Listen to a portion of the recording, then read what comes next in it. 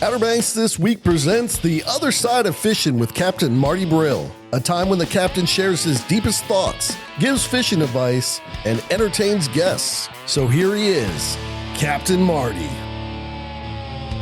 All right, back with another edition of The Other Side of Fishing with Captain Marty, all brought to you by this lovely place that we're at right now. Marty, where are we? We are at Red Drum Tackle, and we're right in Buxton on Hatteras Island. And for people that are North Carolina, we're on the Outer Banks of North Carolina. We have a lot of people, as you said, from Singapore to Australia that might be listening. Sweden, the Swedes love you, Marty. Say hi to the Swedish girls, especially the ones with hunting land. Yeah. What do they hunt in Sweden? I don't even know. Sitka deer. Yeah. Like jackalopes or something? Some sort of like, no. But we're at Red Drum. We're right across from, I'm looking out the window at the Hatteras Lighthouse, surrounded by scaffolding and major rebuild going on over there. Right. Upkeep and work. Main entrance to Cape Point, right out the front door. And we're here at Red Drum with my longtime sponsor, Kara Eakes, and her son, Bobby. They've been sponsors of mine for a very long time. I used to live with her husband back in the good old days, back when ballyhoo were $1 a pack. Marty, tell me about the good old days. When ballyhoo were $1. When ballyhoo were $1. I don't. Anyway, yeah. So it's all brought to you again by Red Drum Tackle. How Thankful much are to be here ballyhoo now, Bobby? Lean into the mic now. Lean into the mic. I think they're like right around anywhere ranging from $13 to $16. I think a pack now. I was not kidding. I can remember when they were $1 a pack. Wow. Okay. Anyway. Well, so we're at Red Drum. We're at Red Drum, yes, and of course, powering this vessel for us, Marty. We got a couple different power sponsors here. We've got Juan Cheese Marina. Yep. You know, right down there on 4457 Mill Landing Road, Juan Cheese, online at juancheesemarina.com. Got full service ship store. They got gas. They got inshore, offshore charters, nearshore, whatever you're looking for. They got the landing grill, great food down there.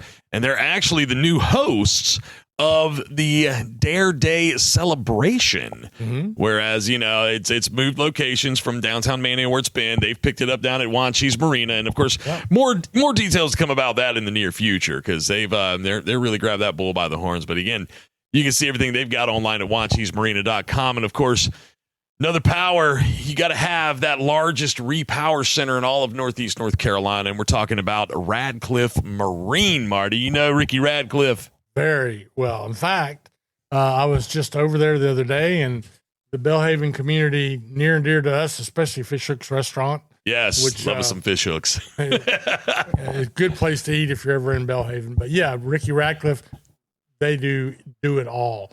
And if you need a repowering, like you said, they're the largest repower center in North Carolina. Good people. My longest running sponsor been with me for over 20 years. Yeah, and I love him so much. I mean, Shane has taken it over from Ricky in, the last year or so. Done a great job. Nothing's changed. I mean, I think he maybe remodeled the inside of like the showroom, but like as far as the service, the quality, still the same that you get. Check them out online, radcliffemarine.com. And Marty, hey, look, you have an official drink. Look, all these different sponsors. The official drink of Captain Marty is Sport Fisher Energy Drink. Right. Our buddy Clint Godwin from the Farm Bureau in Manio branched out, created his own energy drink. Now, isn't that ironic? Yes. That the guy with the most energy of anybody we ever met invented an energy drink. Yes, he did. And it's actually, it's quite tasty. He's got a couple different flavors right now. One of them's called Honey Hole. That is the Scuppernong grape flavor. Mm-hmm. Then he's got another one. It's a orange flavor. I can't remember what's it called. Anyway, but then he's got a cherry limeade. It's called Depth Finder. Now, I like the cherry limeade one personally. Yeah, that's good. Okay, Miss Kara's had that one. And again, online sportfisherenergy.com. And you can find him in lots of different various locations up and down the Outer Banks. He's trying to kind of go worldwide with it. So we'll see. We'll see how he does.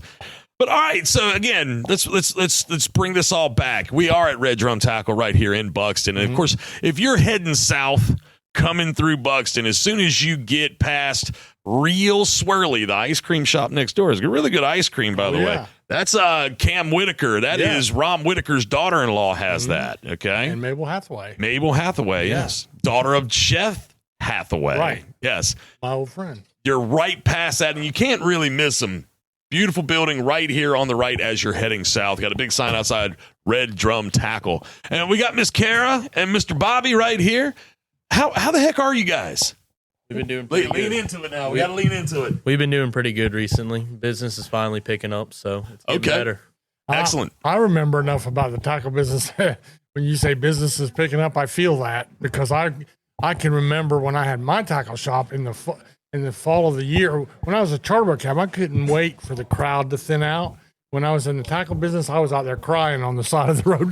Don't leave, don't go away. Right. But now it's picking back up again, right, Bobby? Yes, sir. Yeah, we've started to catch a couple more drum recently. The bite's starting to pick up a little bit more. It's still kind of a little slow right now, but we're seeing a bunch of different schools of drum, a bunch of sharks for those shark fishermen that are out there, and also just a little bit of sea mullet and some bluefish still too. Okay, now we're going to get into depth on that, but I did want to ask, what is our water temperature now? Where are we at? Let me look real quick.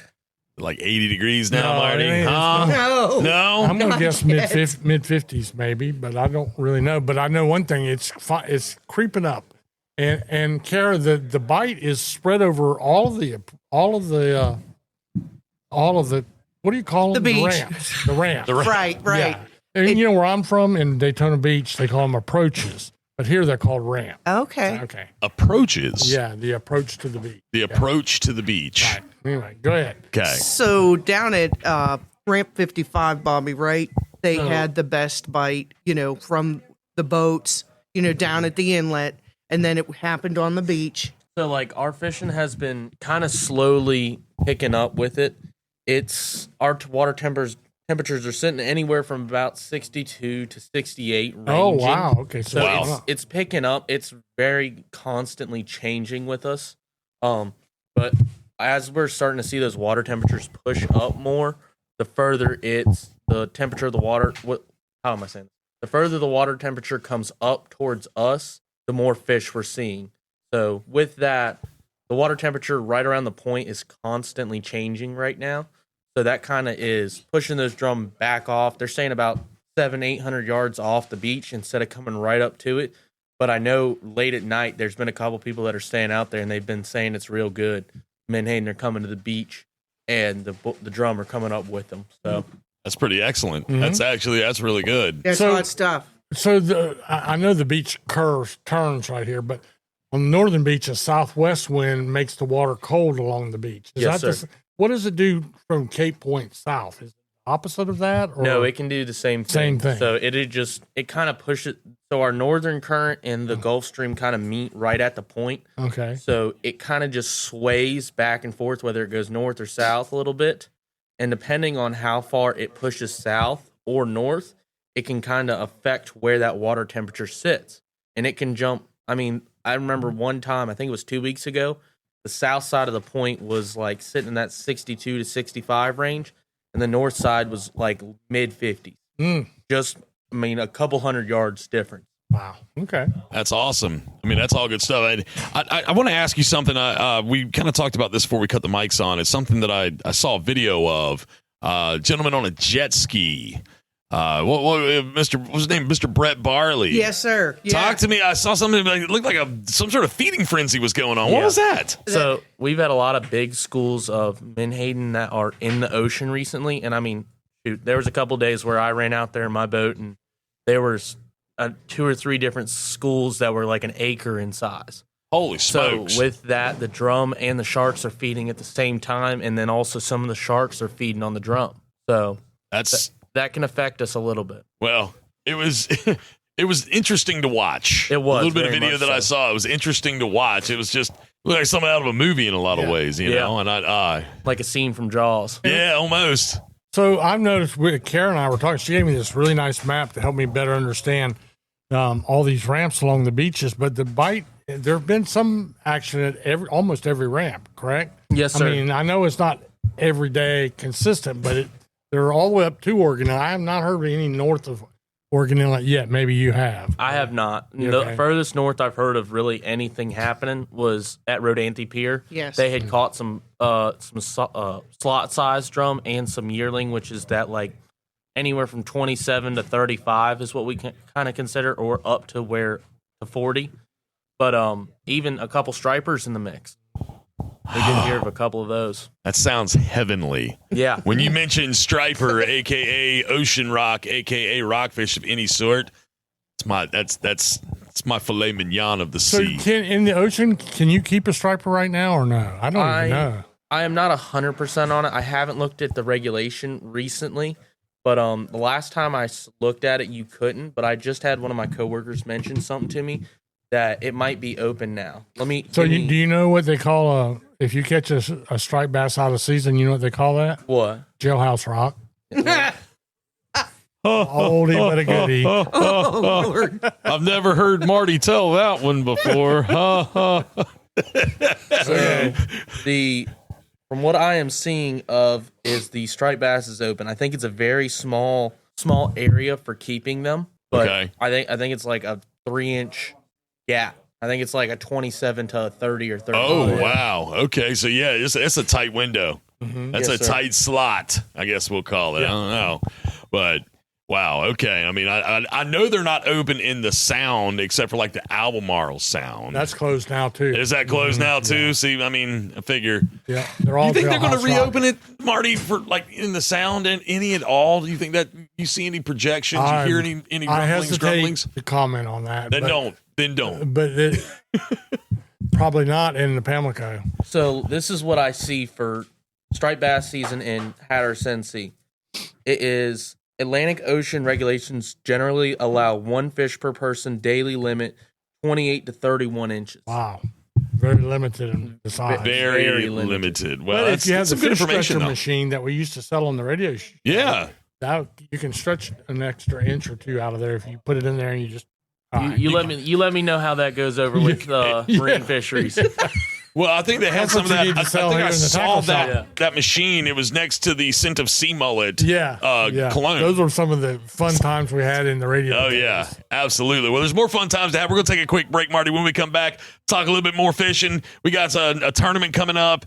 We got a lot of great things. And we got hats. And we got hats. Best fishing hats on the Outer Banks. If you don't believe it, just you see me around town. look what Marty's I'm the wearing. poster boy now I for am. Red Drum Tackle. Yeah. He looks good in that hat. Styling and profiling. I'd look better if I had a Penn International 80 in my hand Wouldn't we all, Marty? and a dozen ballot. Wouldn't we all? Quick break. We'll be right back.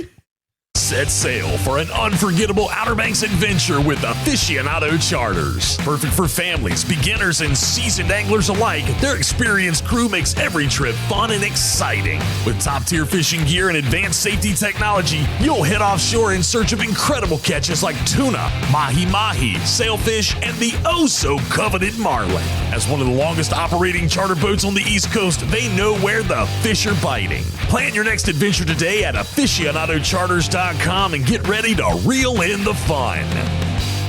Teachers Lair Marina in Hatteras Village is the closest spot on the Outer Banks to the Gulf Stream. Just inside Hatteras Inlet, Teachers Lair is fully loaded with bait, tackle, ice, snacks, and drinks for your fun-filled day out on the water. Want to get rigged up to catch the big one? Lee and the gang in the tackle shop can outfit you to catch whatever is eager to get hooked. To see the marina, the tackle shop, or to book a charter, go online to teacheslair.com. Teachers Lair Marina in Hatteras Village. Your fishing venture awaits. All right, back with this edition of The Other Side of Fishing down here at Red Drum Tackle in Buxton. Marty, you got a map in front of you. You got all sorts of information sitting in front of you right now. What do you got? This is really a big help. Kara suggested before we went on the air that, you know, I know most of the ramps. I had no idea there was this many. She gave me an off-road vehicle access map, which I'm sure is available to anybody that walks in the door. Yeah, probably. it's free, produced by the federal government. There's ramps down the ocean side and then back up the sound side now. It's done by the federal government. So it already can tell my National social security Seashore. number. It's got. I see that. I see that. Marty's Hey, wait. social. It looks like it's got a barcode on there. What is that? No, I'm kidding. Yeah. Right. No, it's all right. So the northernmost ramp is 23, and that's in Salvo, right? That's right. And then the southernmost ramp is 55. That's right all the way almost to Hatteras Inlet. Yeah. And that's where you were telling me the other day. Tell me about the Pole Road, the telephone pole road. Right. What is that called? It's Pole Road, Pole Road. and it's an interlying road that runs up the middle of the Hatteras Inlet proper to the village of Hatteras. So you go down past the ferry, past everything. That's And correct. keep Past on the going. museum, and then it turns into the road Okay. on the sand, and that it has several. It has the main ramp of 55 on the left-hand side, but then as you go down, you don't have to drive down the ocean side. You can drive down the inner lines of the road, and then peel out on some left-hand turns that add more access. So there's multiple places, and you told me there's a place where the bar runs in and out of the beach, which is a good sea mullet. What did you? The tell bar me? slough, Yeah, yes. tell me about the bar slough. So it's just reading the beach and the ocean as it comes in and touches into the beach. You know, there'll be a sandbar that forms up, and then as it drops back down and gets deeper, that's the slough. And then I always target the inflow and the outsuck of the bar slough itself, and that's where those sea mullets are waiting for their little piece to come past them, and then those drum are also feeding on them too. You gave me a thought. I'm gonna save it for a little bit later. Okay. But when you talked about reading the beach, that's really something that people need to learn, and that's the advantage to a local tackle shop like Red Drum, where we're at this morning, because they can show you what happens. Now, a little bit later in the program, the follow-up question to that, we got other ground to cover. I want to know what is some of the most common mistakes that surf fishermen make, especially new surf fishermen. So be thinking about that. Yeah, we'll hold on to that one. But Marty, this map, everything. I mean, it's a great piece of information. It's definitely a great guide for individuals that are looking to go out on the ramps and everything like that. Or what did you say they called them down in Florida? They're called approaches, and a neat thing if you're a NASCAR fan, where I grew up at Ponce Inlet. It's at the south end of Daytona Beach. Grew up with the headboat fleet right there, literally out my front door. The old South Turn. Remember when they used to race on the beach at Daytona? The old NASCAR was founded on the beach. Marty, that's before my time, man. Oh yeah, And me too. the old South Turn. They'd race down A1A. They go around a beach approach and race up the beach to the north end, and then it was 4 miles around. But that's where NASCAR was started, and that was the beach approach. That South Turn became the beach approach that I grew up on. So while all my Fun fact. brothers were surfing and my sisters were laying on the beach, I was on the intercoastal water climbing on a headboat and going offshore fishing. I'm not a beach. But so look, this is 25 or 30 ramps just on this map alone, and there's a bunch on the sound side too. That's right. Yeah. And it's important because, our customers want to know what they need as far as bait, what equipment they need to catch that, and where to go exactly. And the ramps help us explain to the customers where exactly the bite was happening for that day. So where are we at on permits for getting on the beach now?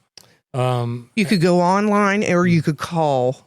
Okay, that's probably a good idea. It seems like I heard some of the beaches have gone back to the permit Right. time. I think it's Cape Hatteras National Seashore. Okay. You got to contact them, and they can get you pointed in the right direction. I'm quite certain. You do want to be sure. Yeah, we before want to you make go out sure on the that beach. I'm pretty sure that Kara's you got that. gathering us up some more She's getting it right information. now. Yeah, She is a font of knowledge. I'll tell you.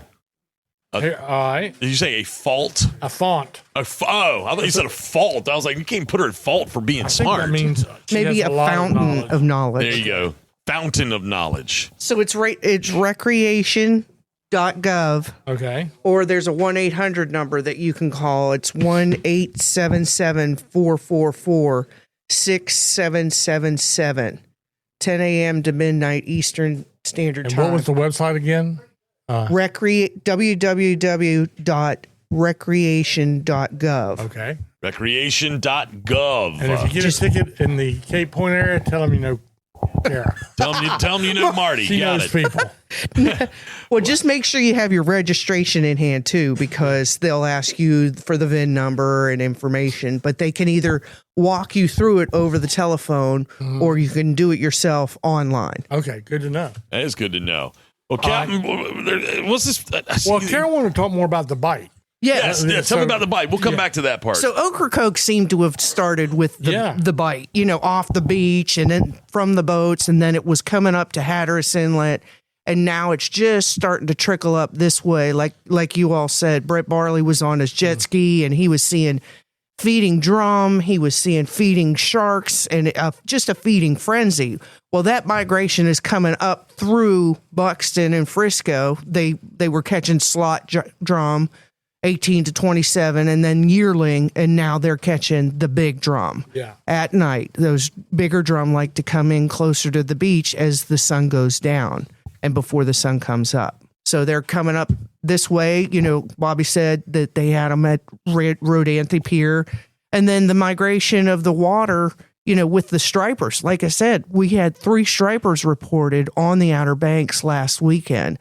So it's just a swirl of water that's coming past us at any given time, and it gets closer, the Gulf Stream, or it pushes further out, depending on the direction of the wind. Okay. There you go. Bobby ran away, but I had a question for him. Well, we'll get back to him in just a second. He's over there. One of the things that we're watching in the background, if you get a chance to stop by Red Drum, is to watch them build rods. And they build rods in any and every shape and size, from a heavy heaver to a speckled trout rod to an offshore blue marlin. Yeah, that's right. Rod. Yeah. Right. Just really now. So, Bobby, the question I have for you is a related subject, but I bet you'll know. So one thing we're seeing a lot is sheephead fish. I say sheephead, and I know it's sheep's head officially, but in Florida they call them sheephead. But anyway, so I see in these recent, I know about they catch them in the surf sometimes in the sounds, but the bite I'm hearing about in the last few days by boat, like some of your backcountry guides and stuff, is that an inlet bite, an ocean bite, or are they back out in the sound? So knowledge with the sheep's head that we've been hearing of recently, they kind of like last year mainly they were outside the inlet on the wrecks, and they moved inside the inlet a little bit on some of like the sea buoys and channel markers and whatnot. This year, what I've been hearing recently is that 90% of the bigger ones are all on these little, or on the channel marker, the ferry markers, all the channel markers that are on the inside of the inlet. Oh, that'd be inside. Yeah, right. Yeah. Okay, so the ferry markers would be right. Okay. Yeah. Wow. I remember my friend, I know y'all know Fogbank, Dave Radke, mated with Buddy Hooper or some with y'all last year, I think maybe, but he was on the ferry. He almost got fired for fishing around them. The ferry people are not allowed to fish around those pilots. And he said, all right, you're going to tell me what to do. And well, they cut your paycheck, you'll quit fishing. Yeah, for sure. But sheephead, really one of the fish I was raised on, really good to eat, hard fighting. Very and much so. I'm full of jokes today. So when I was a little boy, and this is true, my dad took me fishing. There was this old, literally 80-year-old, 90-year-old guy, really good sheephead fisherman. You used fiddler crabs, you did all that. But his thing, he always said, Justin, was the secret to catching a sheephead is you have to know how to jerk right before they bite. And I'm like, wait a minute, how do you know? That's how quick they are. They're really fast. Yeah. Isn't that true? Yeah. Yes, very much so. We started carrying a brand that's called Bottom Sweeper. They have a trademark sweeper jig that looks like a trout jig almost, but the head's a little different and the hook's a little different. And you put either a piece of sand flea or a fiddler crab on them and just drop them straight down like you would anything else. It's literally a jig. You jig it a little bit. It's a jig. Oh, wow. Now that's totally out of my realm. I didn't know they did any such. It's more, they use it more up north for like a tog jig, as they call it. But you can use them for sheep's head and whatnot, and they work phenomenally. And I always tell you, if you are around pylons and things like that, take you a flat shovel, like a snow shovel, with you and scrape the barnacles. It's free chum. It makes them go crazy. I've never seen numbers of sheephead like I'm seeing. Yes. It's one of the species that's increasing in numbers. Yeah. And it's a migration that maybe wasn't documented. Yeah.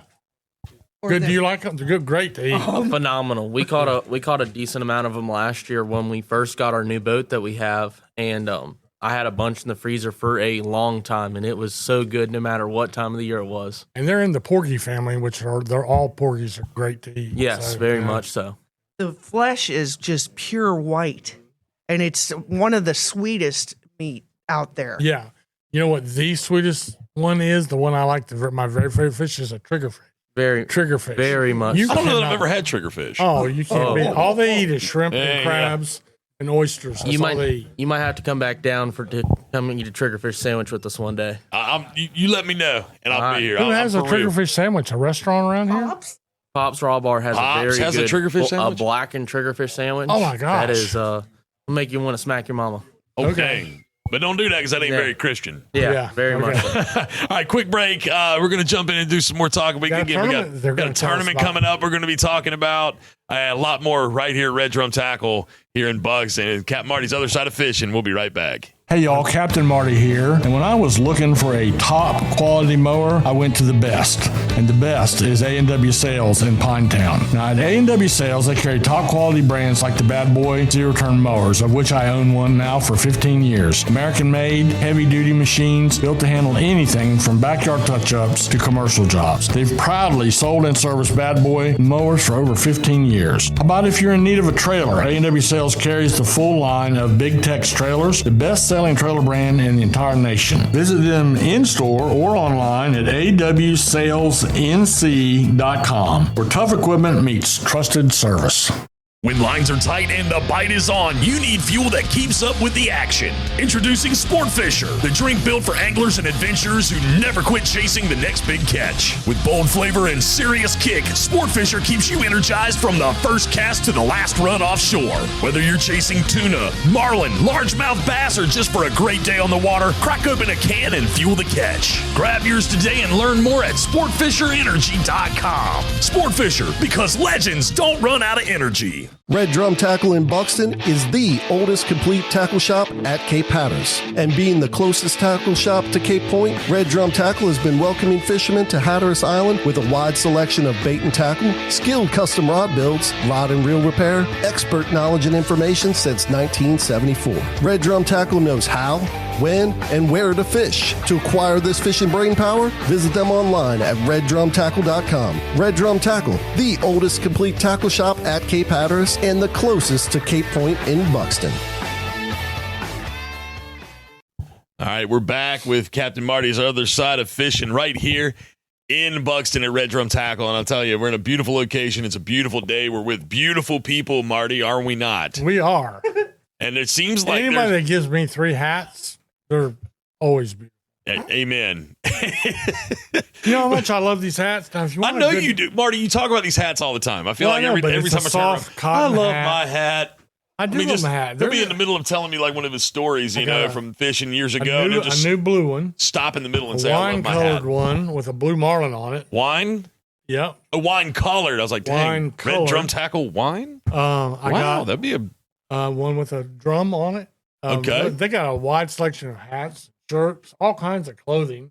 And Yeah, I now gotta I'm look. learning about the sweeper, what's it called? The bottom sweeper jigs that they're using for sheephead fish. absolutely. This is what you get at a local tackle shop. You're not going to get this at the big box store. No. You can go in there and say, do you have sweeper jigs? They're like, huh? You know, you come here and everybody thinks it's cheaper to go to a big box store. For number one, it's not. No, that's true. If you go ahead and price shop, then they'll say it's cheaper to go to a catalog. Generally, it's not. No. And then you get no local knowledge. What makes you catch more fish is what these people have from being here day in and day out. Like, Bobby, tell us real quick the importance of fresh mullet versus frozen mullet or any other fresh bait. So my opinion on fresh bait and frozen bait is kind of a little bit different because the fact of that certain mullet nowadays, depending on the size and the quality of who you get them from, fresh always is better to me. But some of these times where we might have, let's say, bigger mullet, like you're talking a 2 to 3 pound mullet, I will use frozen cob mullet, which is that corn cob size. And the way that certain companies now are handling them and packaging them, they're very good quality. Okay. So, But still better if you can get it fresh. very much And, so. and all right, so what is the hot bait? Now, we haven't, you were mentioning they're catching some fish on lures, but what's the rig for fishing now? So mainly what we're using is just a drum rig, a bottom rig. There's so many different names for it, but it's just a bottom rig. All it is Single hook bottom Yes, rig? sir. Okay. it just depends anywhere, depending on the size of the fish we're really catching, we might range anywhere from like a 3/0 all the way up to an 8 to 10/0, just depending on the size. But all it is a somewhere along that size of a hook with about a 3-inch gap between the hook and where your sinker's going to stop. And then your sinker can slide up and down your line anywhere from 6 inches all the way up to a foot and a half to 3 feet. Okay. So that weight can allow that bait to sit at different heights. Okay. But with that, it's just all weather depending, how the fish are acting, all that stuff. Well, Local knowledge. okay. Local knowledge. There you go. Kara? Yeah, I just wanted to say it's a snelled hook. Uh-huh. So it takes a lot of hand strength to snell a hook. Uh-huh. But like once you learn how to do that and you pull that line through the eye, you're good. And then the pound test that we're using is Depending on the size of the hook, we could range, usually, even when I'm running 3/0 hooks, I like to run at least a 50-pound leader for my rig. And then also, just for the drum rig, once we start talking about getting up into a 8/0 or 10/0 size hook, I'll run anywhere from 80 to 120-pound test, depending on the size. Okay. Then you run that for your rig, and then we run what's called a shock leader on our rods because of all the heavy weights we're throwing with these big 13.3s, 13-foot, 12-foot drum rods. We'll run what's a 50-pound shock leader. What that allows you to do is be able to have more tension, or be able to throw more weight and have more tension and more, just a whole lot more strength coming around when you're casting that big weight. without lashing. Yeah, without backlashing. Okay. All right, now let's change the pace up a little bit. So we're getting ready to come into our summer season, and we've been blessed all up and down the beach with some great sea mullet fishing, which is a staple. But for when you're talking about kids and grandkids and an easier fishery to do, what does a typical bottom rig look like for that kind of fish? That fishing mainly is anywhere from like a number 2 size hook all the way to like a 1/0, 2/0 size hook. And usually that's a 2-hook rig. Double hook. Yep, a double with hook the weight rig. on the bottom. Yes, right? sir. Okay. Weight on the bottom, 2 hooks in between. One's dangling more towards the bottom, one's more dangling towards your middle column of water, and then you tie it at the top. Okay, so on that one, you can use shrimp, you can use anything, but also a lot of synthetic bait. Isn't that true? Tell Yes, us sir. about that a little bit. We use a lot. What we'll do is we'll put like a very small piece of shrimp. Uh-huh. I mean, the size of maybe your pinky nail, and then we'll put a little piece of what's called fish bite, and we sell it in here. It is a phenomenal product. It's a synthetic material that has a meshing inside of it. So it stays on the hook. It stays on the hook and keeps your bait on a lot but the longer. shrimp you put on there was just to give it the smell. Give it the right? smell, the scent. And, coming I off. wrote an article about that Tony Lombardi wrote an article about that in the upcoming fishing guide Okay. about fish sense makes sense. Yeah. Clever title. I came Fish up with that. sense make sense. Yeah. So like the money, they got pennies and cents. Is that what you're talking No, about? I think knowledge. SENSE makes I sense. I can't, man. Marty, you got me confused. There's so many Sense different. like what you don't have very much. No. Oh. I thought you were talking about like pennies and cents. Like No, I you figured. got a Okay. pocket full of change or something. All right. I don't know. So y'all, well, it's time now that I got both y'all before you get busy again. What is the most common? What are some common mistakes that new entry level fishermen make as they're learning how to surf it? So I'm gonna list a couple off. Okay. One of the biggest ones that I see is overthrowing your bait. I knew you were going to say that. Overthrowing the Yeah, bait. So trying like to throw it as far so- as you can. Oh, I Yeah. thought you meant like, somebody picked the bait and you're going to overthrow them and pick a different bait. well, that Like, like overthrowing, like, This is you why know I what I'm get saying? the big bucks, Bobby. Oh, I know. I see it. That can also be a thing, but when you are at whether it's a location that the beach is flat, there's deep water, you have to find a trough Right. that you're fishing. Whether that be you're like how I am. I'm 20 years old. I can throw it and hit the backside of the bar, and you're fishing out in the middle of the ocean. Or whether you're like my mom and you're fishing on the inside of the bar, Right. or right there off the wash. Right. All these different lengths of where you're throwing to can vary on what you're catching, where you're catching it. Yeah. And one of the things is a lot of these smaller fish, like the sea mullet, they're feeding right in the wash. Very much so. So I've heard a lot of really good fishermen say it's just a toss. Yep. For that kind of stuff. I've had it some days where I'm literally underhanding it, throwing it with my hand just over the wash so that I'm catching sea mullet, maybe even a couple black drummy. Okay. So, all right, what else you got? What else on that list of mistakes people make? another one is a lot of the time having old bait. Oh, yeah. I'm frequently trying to replace my bait, and this is where we kind of go in on that fresh bait thing. Fresh bait is always better than old bait. So even if it's where I'm going every 2 to 3 days replacing my bait, whether it be mullet, shrimp, tuna belly, bloodworms, I'm replacing my bait to make sure that it's as fresh as it can to have my odds in my favor for catching that fish. And you're also doing that as a tackle shop owner as well. I know that there is a lot to procuring mullet.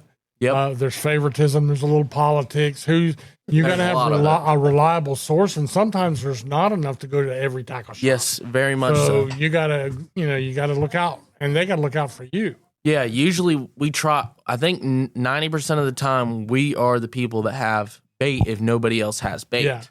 Which it's just because the fact of that either we have multiple people that will call, or our one guy that does mainly all of our bait for us. We stay on him a lot about trying to get bait in a mass amount, whether that be me getting anywhere from 200 pounds in the spring all the way up to like 4th of July weekend. The days running up before that, I'll have sometimes 1,400 to 1,600 pounds of bait come in. 1,600 pounds. That's almost Holy a ton smokes. of bait. Just fresh bait. Fresh bait. Just fresh mullet, let alone any other bait that I can acquire. So Thanksgiving weekend, Easter weekend. There's weekends, even when it's not even a special weekend, that, like, let's say the drums start biting 2 weekends from now. Yeah. I could go through anywhere from 400 to 1,200 pounds of bait just in a snap of a finger. That's just all day long, right? Yeah, all day long. When I had my tackle shop one time, Bobby, it was really hard. We had just a few mullet, and a lady came in one day and asked me if she could have a 2-inch section of mullet. She wanted me to cut a chunk out of the mullet to give her. Cut the mullet. Yeah. Hey, She wanted a part of a mullet. Some of those bigger mullet, those heads, let alone weigh a pound. Yeah. Is the head good bait for a big drum? Depending on the size. If it's those corn cob mullet that I like to fish personally a lot, yes, it's a perfect drum bait because it's a little small. It's between a golf ball and a baseball size, somewhere in that range. But it's a perfect bait that if sometimes you have, like, let's say the bluefish, the sea mullet hanging around, whereas a regular chunk of bait, they'll just tear right through it. Yeah. The head kind of keeps it on there longer and makes it so that bait is prolonged. Okay. All right, now, go ahead, Kara. The only other thing is I wanted to tell, when you use the mullet head, sometimes you can eliminate those little sharks too, because it can't wrap their mouths around it. It's a little bit bigger of a bait and just harder, but the drums smell that and they'll bite on them too. So one last question before we leave and talk about your tournament you have coming up. Give me an update on the bluefish. Last summer, inland around this, we had a much better year on bluefish. You've caught a few down here already, right? I've caught a couple. It's been an odd year for us with all of our fishery recently. Yes. Usually we see the bluefish will show up before the big drum do. And it's kind of vice versa right now, where the drum have started to show up more and the bluefish are just slowly starting to trickle in. Now, what I will say about these bluefish is it seems like the size and the quality are a lot better than they have been in the past. Okay, good. A lot better meat color and everything to them. And they have showed up back in the Pamlico Sound in midsummer last year. We had a great year. Yeah. On the 7-pound bluefish, 8-pound, not really what you would call a big bluefish, but also not a Taylor blue. No. Those intermediate size, really good. Yeah, that size. 22 to 26 inches usually. So I'm hoping that we had a cold sun event. Yeah. With the trout, and so we'll see what happens. The Taylor blues. Is that what they're called? Taylor blues? Do they have a Tyler blue? Taylor, because they had that big tail. Oh. I'm learning something new, Marty. I see why you knew get that paid the term. big bucks. You're a wand cheeser. You don't know what a Taylor blue is? I just wanted to make sure you knew. I know. He's testing your knowledge. I was going to ask him to spell it, but I don't think I better. You definitely don't want that, Marty. Well, let's talk about. You want to take a break or you? No. Let's talk about the tournament. Tell us And we'll about take a this. break after that. So here in about a weekend, the 25th of April and the 26th of April, we have a tournament coming up. That's the 4+ tournament out of Richmond. It is a massive tournament. It's one of our biggest tournaments. Couple hundred. I mean, it's a couple hundred people anywhere. I think it's around 400 to 500 people, I think is what he said the other day. And there's a lot of really good prizes to win in it. We have a bunch of combos and t-shirts and hats that we've donated to them for this tournament.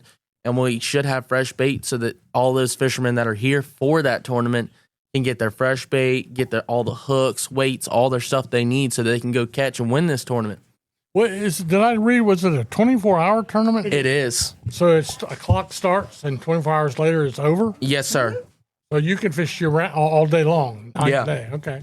Yep. You And fish. where pretty at? cool. Anywhere on Hatteras Island, or is there limitations? I don't remember exactly if there is stations with this tournament. I don't think so. I think it's everywhere, but I think they have certain areas you cannot fish. Okay. Like I don't remember if it's this tournament or another one that you can't fish. Like for example, the Point Direct, you have to be. I think it's 500 yards either side of it, and I think the same thing goes for the inlets.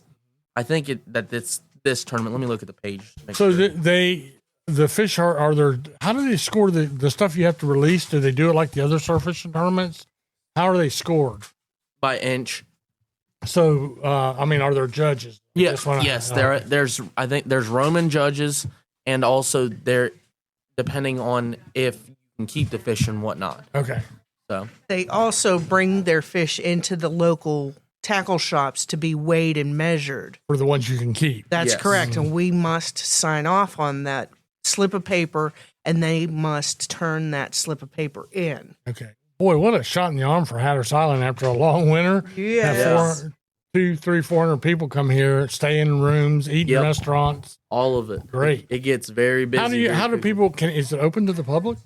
It is. Yes, yeah. You can register online, or they have a registration day that you can go up there and register for it. Okay. Is there an online Yep. spot? What is it? So either you can go online and let me see. There is a URL that you can go into and go on and find it. Okay. Usually you can just search up the 4+ fishing tournament Okay. and it will pull up It'll so that bring you it right can go in there and do it. Okay.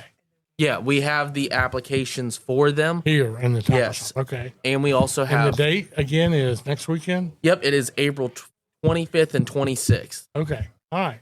Excellent. Great. Well, hopefully they'll take their tax refund and come here and spend it at Red Run I Tackle. hope so. Yeah. I'm ready for it. It'd be a good thing to do. Yeah. If you get a tax refund. Yeah. I don't know anything about that. Uncle Sam likes the government likes my money too much, Yeah. I guess. I guess it's a little greener for them. I Yeah. don't know. But anyway, regardless. All right, Marty, quick break. When we come back a little bit more, and we'll start to wrap this thing up a little Okay. bit. All right, quick break. We'll be right back. Are you ready for a fishing thrill like no other? Oh, there he is! There he is! Oh, got him up! As seen on WikiTune at Outer Banks, the Carolina Girl, captained by majestic Jesse Anderson, is a custom, luxurious 53-foot Jarrett Bay built boat running out of Hatteras Harbor Marina. Let Jesse and her crew give you a fishing experience of a lifetime. To book a trip, go online to CarolinaGirlSportFishing.com. Carolina Girl Sport Fishing, your offshore adventure awaits. When it comes to general maintenance or major modifications on your diesel vehicle, look no further than Wanchi's Off-Road Diesel Performance in Kill Devil Hills. Master mechanic Ryan Walker developed the plan for having his own auto shop over 20 years ago, and today he owns the premium diesel performance powerhouse of the Outer Banks. To have him and his crew take a look under your hood, give him a call today at 252-715-0025 or find them on social media. Wanchi's Off-Road Diesel Performance, the diesel performance powerhouse of the Outer Banks. Hey y'all, Captain Marty here to tell you that when my friends are in the market for a new boat engine or repair, I send them to the best, and that's at Ratcliffe Marine in Belhaven. Ratcliffe Marine is your official Yamaha outboard dealer. Yamaha motors are designed to get you on the water fast and get you back to the dock whenever you're ready. Ratcliffe Marine is also the largest repower center in North Carolina. So when you're in the market for a new motor or need your Yamaha service, go to Ratcliffe Marine, 865 Highway 264 in Belhaven. All right, back with Cap Marty's Other Side of Fishing here at Red Drum Tackle in Buxton. And Marty, we're going to wrap this thing up. But Mr. Bobby, sitting right here, he was saying something about stinging people or something. Stinging nettles, stingrays. What were you talking I know about? what he's talking about. What was he He's talking talking about a metal lure called a sting silver. Isn't that where we were going with that? Yes, sir. Bobby? Yeah, Okay. a sting silver. Some people refer to it as a glass minnow. Glass minnow. Is that like the banjo minnow? You remember those things years ago? The banjo minnow? No. No, I don't. No. I'm surprised I don't. No. Well, All these things are before my time, so Right. don't even look at me. No, Bobby said, don't look at me. So tell me what's going Yeah, on with the talk to sting us about that. silvers. So usually what everybody knows the sting silvers for is throwing like a 2-ounce sting silver for Spanish and bluefish, and maybe even some false albacore if they're on the beach. Well, recently, within the last, I would say 5 years, we've stepped up into anywhere from a 4 to 6-ounce sting silver throwing for the big drum when they show up in the spring, because they'll be up on top. You can see them busting and everything. And everybody for a long time would try throwing poppers at them, or they would just throw bait. Well, recently we've gotten into throwing 6-ounce sting silvers. That's a big sting silver. It's a hefty sting silver, but they work incredibly, especially when they're out there at that, like, let's say 150 to 180 yards, and you can't reach them with a chunk of bait and a sinker. And their aerodynamic is all get out. All get out. They'll throw a long way. And so is that they're a straight retrieve, right? You're not jigging those. You're just, Occasionally, like if they're being a little finicky and I can reach them and kind of just like maybe do like a little side jerk a little bit, but mainly it's just ripping it across the top of the water, trying to get it in as quick as you possibly can, so that if he doesn't hit it right then and there, because usually you're 2 cranks and you might be out of that school because of how fast some of the reels we carry are nowadays. But it's been an interesting bite that's really, really cool to see and understand what some of these guys are doing with a 6-ounce sting silver and seeing these drum blow up on it. so, and you carry those in the tackle shop? Yes, sir. Okay. Yeah, we carry. I've never heard of a different 6-ounce colors. sting silver. That's a big one. Yeah. Okay. So, just curious. I was born and raised on mirror lures. Are they still around? Yes, they are. That's a speckled trout rig mostly. Bluefish love them too. Yeah, right? yeah. We're gonna start carrying a little bit more of mirror lure now. Mm-hmm. I don't know if anybody else has heard on the radio or whatnot, but we have recently had a little addition that we've done in here, so we have more area to start carrying other brands, other hook brands, everything, so that we have more room to carry stuff. And you've been to y'all already done your show order and everything for the winter. Been to the trade show. Does Henry still have a trade show or? Big Rocket does not. Okay. But me and my mother plan on going to ICAST. Oh yeah, ICAST. I think it's June, I want to say. Yeah. And we plan on going down there to see all the new products and the best of the year products. And there is a lot of really good brands out there between the 2 big reel brands we carry, which are Daiwa and Penn, but also other brands like, let's say, Quantum. They're stepping up in the world. Yeah. And I can't wait to go this year. I haven't gone in the past, but I want to go this year so that I can understand and see all the different new brands and vendors and what they might carry and see how it can affect my business in a greater length. Mm-hmm. All right. So ICAST, they didn't invite us to go. ICAST is a big show in Orlando, right? Yes, correct. A lot of folks from Pirates Cove tournament that are friends of mine will go to that. Yeah. Anyway, all right. Well, that's good. So in the shop, you guys got a little bit of everything. Yep. And it's game on now, right? We're water's warming up. Pedal to the metal.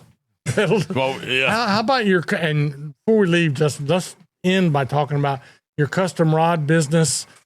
That kept you busy all winter long. It did.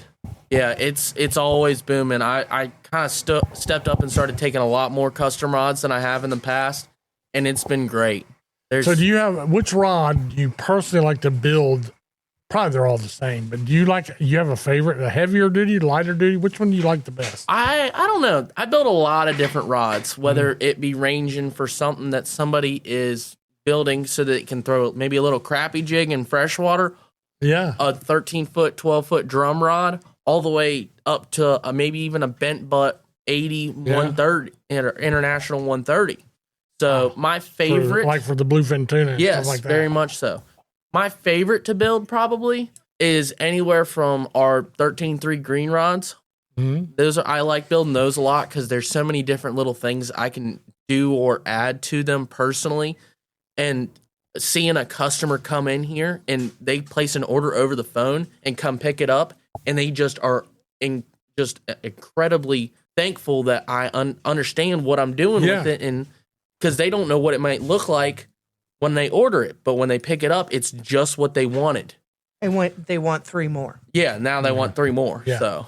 Yeah, I remember having custom rod sets built for the charter boat. That was a big project, 7 or 8 different sizes. A new charter boat requires 15 or 20 rods sometimes. Yeah, 100%. We don't get as many of the charter boats that want big sets, but we definitely get a lot of the guys that are drum fishing. I bought one of these. Can you match me 4 more of them now that are the same thing? That's your niche. Yeah, my niche. That's a big word, Justin. Niche. Yeah. Niche. It's like, you have a niche and a niche and a nephew, right? I have any niches. I got a nephew. You do? Okay. I have any niches though. Not that he knows about. Not that I'm not. That's true. But again, you say he's wise beyond his years. Yeah. I agree. Yeah. Well, let me ask you this now. You got all these great things here in the tackle shop. You got all these great products, sources, all that stuff. People that have not made it down here to get into the tackle shop, people that have not yet been able to lay eyes on all the great things that you have, how can they find you online? So we are coming up with a new website right now so that they can see more, and so we can post more on that. But 90% of what we do and we post about is on Instagram and Facebook. Noticed a lot of activity there. Yes. Lots of activity. I follow their Facebook posts, their fishing reports every day. Yes. And we incorporate them into our podcast. Yeah. Absolutely. Marty's regular fishing report involves something that came from what you all have provided. Right. Especially them hats. Especially them hats. Oh, I'm a friend for life. They can't get rid of me now. You have to pay your sponsorship in hats next year, I guess. Yeah. Styling and profiling. Yes, I am in. I have my map of all the beach ramps, which is really helpful for me. So onward and upward. And you guys, thank you for letting us come in here on a absolutely busy yes, day. Sir. Thank you so much. Thank you guys for coming. Yeah, we will always. Making this an annual thing is definitely. And maybe even trip back in the fall. I'm down with the fall trip. Summer. I'll be back down here in both middle of May and middle of June. Talk about that real quick, Marty. I'll be here for the Hatteras Village Offshore Open, and that'll be in May. That's the first. That's done by the Hatteras Village Civic Association. I'll be working with Miss Laura Young, and I'll be handling all the scoring, the talking back and forth to the boats from Hatteras Harbor. Right. And then I'll be back again in June for the tournament that I started my career on the Outer Banks, the Hatteras Marlin Club tournament in 1975 was my first year I ever fished that tournament. It's really cool going back and doing the same thing for that tournament as well. So two nice tournaments, 2 of the 12 tournaments I'll do this year. So everything from the Englehart Volunteer Fire Department to Pirates Cove tournament, which is my biggest. So we got the Hatteras Village Offshore Open coming up, and then the Marty Club tournament. Right. Okay, Yeah, Marty right. Club. Got it. Just want to make sure I heard that correctly. Yeah, you got it. All right, we're going to wrap this thing up here. The Other Side of Fishing with Captain Marty, again, all brought to you by Red Drum Tackle right here in Buxton across from Cape Point, the access to Cape Point. And I was at reddrumtackleshop.com. Give me Sir. I just want to make sure I said it correctly. reddrumtackleshop.com. All right. And then, of course, powering this whole thing, we got Juan Cheese Marine and online at juancheesemarina.com. Also, Radcliffe Marine online at radcliffemarine.com. And, of course, then we've got the official beverage of Captain Marty, which is Sport Fisher Energy. Fuel the catch. Yeah. Yes, and online at sportfisherenergy.com. Guys, again, thank you so much, and we'll definitely look forward to our next trip down. Thank you for listening to The Other Side of Fishing with Captain Marty Brill, all brought to you by Red Drum Tackle. Be sure to follow us on your favorite podcast app. Just search Captain Marty and share this episode with your favorite fishing friends.